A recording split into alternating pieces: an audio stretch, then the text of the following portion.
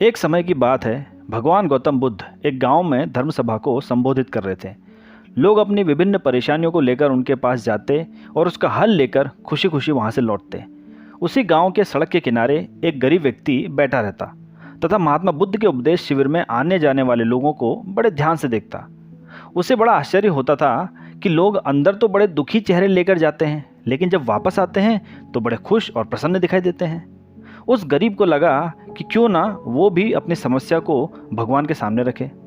मन में यह विचार लिए वह भी महात्मा बुद्ध के पास पहुंचा। लोग लाइन में खड़े होकर अपनी समस्या को बता रहे थे। जब उसकी बारी आई तो उसने सबसे पहले महात्मा बुद्ध को प्रणाम किया और फिर कहा, भगवान, इस गांव में लगभग सभी लोग खुश और समृद्ध हैं, फिर मैं ही क्यों गरीब हूँ। इस पर उन्होंने मुस्कुराते हुए कहा, तुम गरीब और निर्धन इसलिए हो क्योंकि तुमने आज तक किसी को कुछ दिया ही नहीं।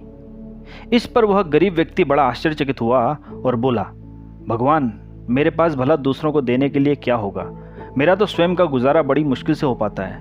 लोगों से भीख मांगकर मैं अपना पेट भरता हूँ। भगवान बुद्ध कुछ देर शांत रहे और फिर बोले, तुम बड़े अज्ञानी हो। औरों के साथ बांटने के लिए ईश्वर ने तुम्हें बहुत कुछ दिया है। मुस्कुराहट दी है जिससे तुम लोगों में आशा का संचार कर सकते हो। मुख दिया है ताकि लोगों से दो मीठे शब्द बोल सकते हो, उनकी प्रशंसा कर सकते हो।